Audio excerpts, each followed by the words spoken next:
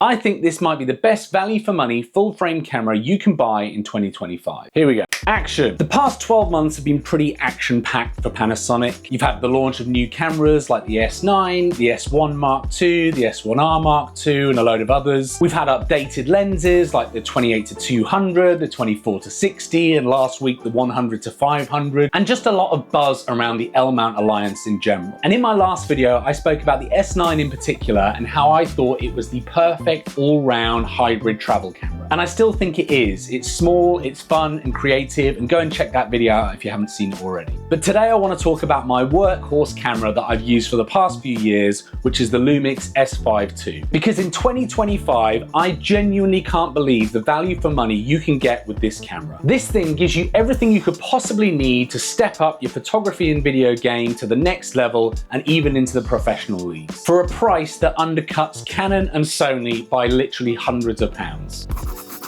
And as I mentioned in my last video, I spoke about the S9 and how I thought it was the perfect all-round hybrid travel camera. But that's a very different type of camera to the S5II. The S9 doesn't have an EVF, it doesn't have a mechanical shutter, it doesn't have a grip, and it really is designed as that everyday travel, street photography kind of camera, which is great for me. And although I love the S9, which I'm shooting this on right now, it only really made sense for me as a B cam alongside my trusty S5II. And that's what I wanted to talk about today. The S5II gives you a bigger body, a proper grip, a built-in fan so you can record all day, a mechanical shutter, an EVF, and just a general all-round more professional shooting experience.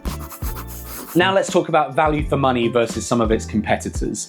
The S5II in the UK, brand new, is usually around £1,600, but at the moment there is a deal on which brings it down to £1,300. The Sony a7 IV is around £2,150, and the Canon R6 Mark II is currently around £2,200. So versus some of those competitors, you're looking at a difference of around £850. And honestly, I don't really know what you're gaining for the extra money versus the S5II, other than maybe to have the Sony logo on your camera. I was an original S5 Mark I shooter, and it's safe to say the autofocus on that was pretty poor, and that's where Sony typically really had the edge. However, when the S5II came out, that all changed. Panasonic introduced phase detect autofocus, and I've used the S5II now for the past couple of years, and I've never had issues with the camera not nailing focus every single time. It's fast, it's reliable, and it just works. And some people rave about Canon's color science, but honestly, the colors I'm getting out of the S5II for both photography and videography look fantastic. And if you are a video shooter, you can push those colors even further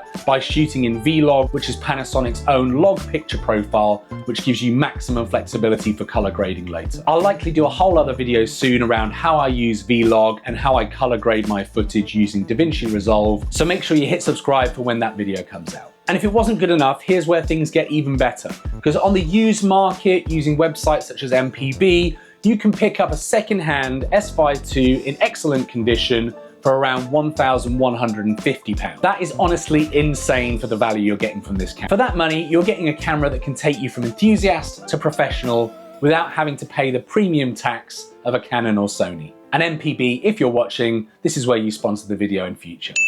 So where I think the S5II wins in so many ways, first of all, as I mentioned, the phase detect autofocus. You've got a serious autofocus system in this camera that can keep up. It has a built-in fan, so you've got reliable cooling. The camera can go all day without any issues. The ergonomics are great. It has a built-in grip. It feels like a proper machine and not a toy. It shoots in most of the formats and codecs you'd expect. And of course, the price. No other full-frame camera gives you this much for this little. I genuinely struggle to think of any flaws with this camera. Until a few years ago, it would have been true to say that the lens selection with Sony or Canon would have been far greater, but that's just not the case anymore. You've got all of the Lumix 1.8 primes, which are fantastic. You've also got a ton of Sigma lenses, which are brilliant. And it just feels like there are more and more L-mount lenses coming out every week at the moment, so you're really spoilt for choice when it comes to lenses.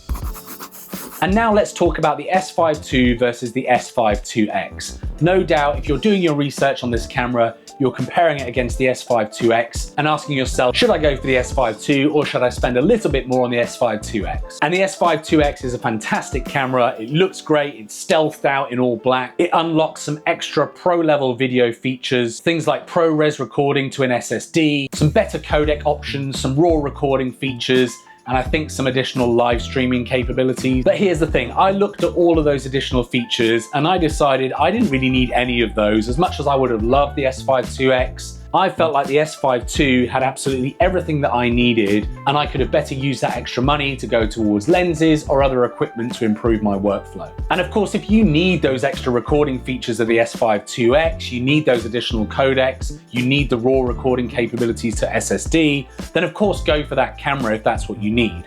But I think for 95% of creators out there, what you get with the S5II is more than enough. You've got the same sensor, the same autofocus, the same body, the same great image quality. And as I say, for most people, for creators, for YouTubers, for wedding videographers, or even for commercial work, the S5II is more than capable.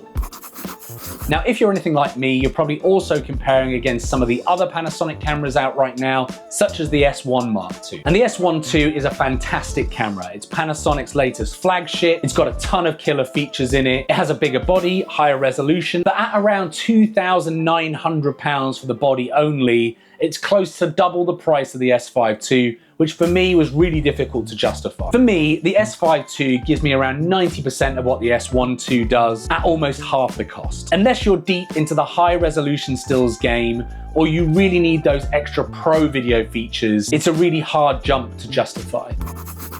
So here's my verdict for 2025. If you want a compact, all-round hybrid travel camera, go for the S9, you won't be disappointed. And of course, if you feel an affinity to Sony or Canon or any other brand, and that's worth an extra £200 to £500 for you, then go for it, whatever makes you happy. But if you want the smartest buy, the camera that gives you everything that you'll need to step into the pro leagues without breaking the bank, it's still the S5II. If I could keep only one camera, hands down, it would be this. So if you're already shooting with the S5II, drop me a comment below. Let me know how you're getting on with it, or have you faced any limitations? And if you were researching the S5II but decided to go another way, let me know what you went for and why. And if you are thinking about buying one, don't sleep on the used market. At around £1,150, if you are a professional, the return on investment you'll make from this camera will be insane. Thanks for watching this video to the end. I hope you found it useful. Also go and check out my S9 video that I posted last week. This whole YouTube thing for me is relatively new, so a like, a comment, or subscribe would really mean a lot, and I'll see you in the next one. Cheers.